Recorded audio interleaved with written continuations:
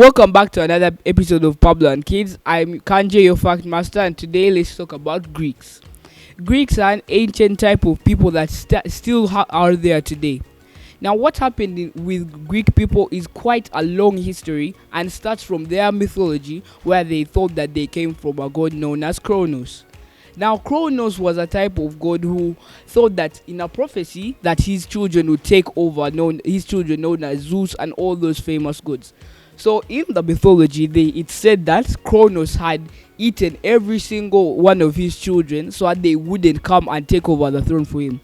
Except one day, his wife took the baby Zeus, and instead of giving the baby to Kronos, she instead wrapped a stone in swaddling clothes. After that, he had a really upset stomach, and then he threw out all of the kids that he had swallowed. Eventually, when they got older, they took over him, and they eventually became the gods that are famously known as the Olympians.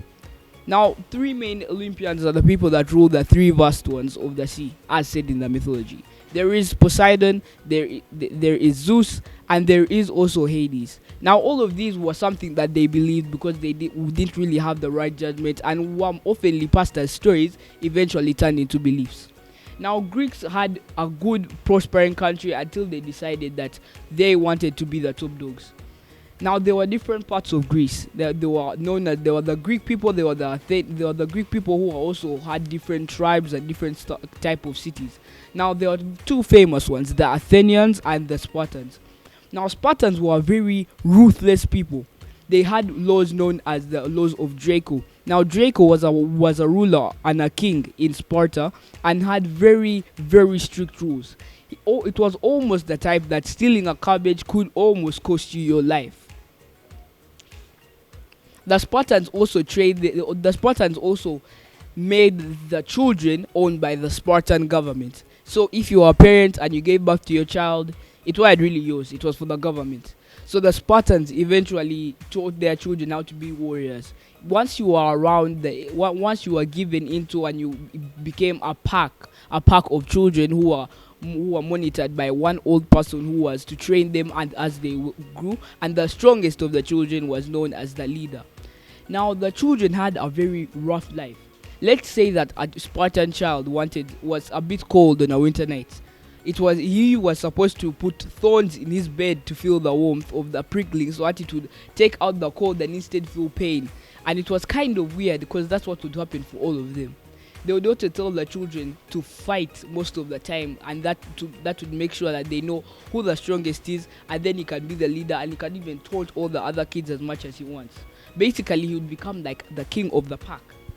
There were also stories of children that were in Sparta to show the children that you need to be smart, but you also need to be strong. Now, one such story is the one of a boy and a fox. Now, the boy saw a fox cub and it was really interesting to him, so he decided, I am going to take this from someone, and I won't really ask for it. I'll just steal it. So when they saw him and they said that this boy had taken the fox cub, what he did is hid it in his robe.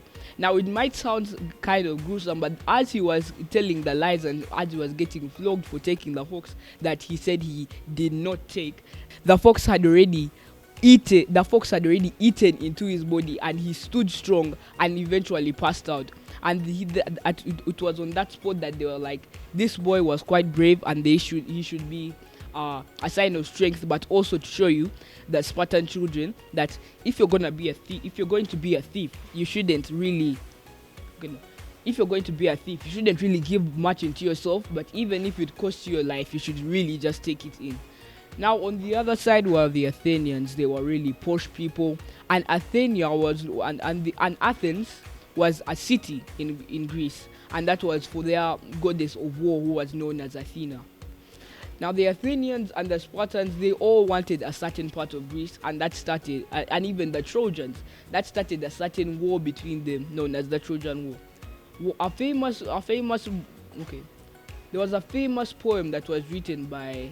Now, there was a poem written about these wars, but instead of actually bringing what was actually happening, it was a fable of some sort, known as mythology. Now, in this, there was a warrior known as Achilles. Now, the story of Achilles was quite funny because When he was a child, his mother dipped him into a river that almost gave him immunity to any type of attack. What was the wrong thing was she was holding him by his heels when he was a baby, therefore bringing the term known as an Achilles heel. Now, how he was taking him down in the war was they shot an arrow directly at his heel, and that's quite okay, and that would be quite funny because how would you die by being hit with an arrow in the heel?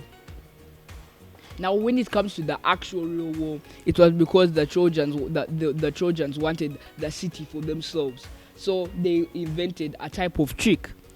Now, these Trojans who are inside the city didn't really have what it took to use brain power. Now, the trick that was brought to Troy was that they got a wooden horse, and many people know this story. They got a horse that was known as the Trojan horse. It was a really big horse, almost the size of a statue. So they decided that let's get into this statue and hide inside. It was made of wood. So the people in Troy decided that let's take this as a statue and put it into the center of the city because it's a really nice gift from them. At night, they had come out of the Trojan horse and taken over the city while everyone was sleeping. Now, most people know that story, but they don't know that this happened a second time. When there was a Greek general, he had seen a certain poor man coming to steal their food from Troy. He was in luxurious clothes, but they were dirty, meaning that he had probably fled his own city to come and get food from the people who were trying to fight it. Even in that city, it was said that their king was giving them very small rations, and that's why he had to escape. So after that, they had told him, "What if we recruit you so that you can get us into Troy and we take over it again?" So instead, he was just like, I need the food, I need all of this. And they gave him a place to stay, a place to live, and even his own life when they were taking over Troy. So what he had done is that he got onto a horse and came with a bunch of soldiers from the same Greek general that had hired him. They got into the horse and they wore old rags to make them look like they were actually poor people when they had their armor and shields and also swords inside there, and he said that I have come with us. Okay, I have come with the travelers who may need a place to stay, some water and food. They asked him for the password and he did give it the password because in those days they didn't really accept anyone unless they knew the password to the city. Once he entered, they slit the throats of the guards that were actually there to give more way for the soldiers to come in. He went with the horse, and then they had taken over the city a second time by a horse that was indirectly the second Trojan horse. When it came to beliefs, Greeks were what you'd call kind of weird. Now, what they had thought when a ghost was buried is that when a ghost was put into ashes, is that you should actually put the ashes into a jar and leave a small hole so that the ghost can leave and not disturb you. And it would actually be weird if you didn't put the hole in, because then you'd probably hear your dead grandma talking to another dead grandma on the same shelf. There was also once a story about a haunted house. Now, in this haunted house, when people came to stay, they always had chains rattling until they saw a very frightful old man who was in rags, chained and bound, and shouting at them almost like he was trying to say that, "Come and find me." There was this poor man, he didn't have a place to stay and nobody was really buying that haunted house, so he bought it.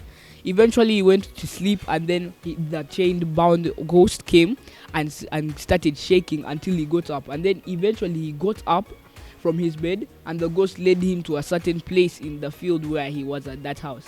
And then after that he decided to sleep, woke up the next day, and they had found actually a dead slave's body inside there, and they eventually buried it properly, and there were no ghosts anymore, as they would say. The first shoes Converse released that were the original basketball shoes were known as the Converse Non-Skids, which were almost popular for more than 30 years. Now, the thing with these shoes is they had heel support, a rubber sole, and almost and everything you needed for grip. They became very popular with basketball players and even just normal people who wanted a bit of style. Following those, they made the Chuck Taylor All-Stars. Now, these were based off a basketball player known as Chuck Taylor, and also had a timeline of staying on the shelves for 30 years as well. Now, they were like the non-skids, but also had more grip, were better, bigger, and faster. With other competitors other than Nike, they also had Adidas, the Adidas Superstars, which were a type of shoe that people would use to play basketball that were from Adidas and were bringing a new shoe game. After that, there was also the Puma Clydes, which were one of the first shoes to feature a player's name or actually have the name for itself. Next, after that came the Nike Blazers, which were the first ever basketball shoes made by Nike, followed by the Jordans, and later in 2014, the Under Armour Curry ones. With all these basketball shoes, people are like, what if we wear them without actually just using them for basketball? Then came fashion shoes as Jordan 1s, Jordan 2s, Jordan 3s, Nike low dunks, and even Jordan 4s. Some of them featuring some celebrities, featuring Travis Scott, Kevin Durant, and even the late Kobe Bryant. Basketball shoes are still in fashion and people wear them all around and all day. It doesn't matter what shoe you're wearing, it's your style and your fashion. Don't let anyone dictate that but yourself. Well, with all this Greek craziness and all this stuff that were happening in Greece, it still is a very comfortable and nice country to live in with some really exotic people. That's all I had for you today. I've been Kangye, your Fact Master. See you next time.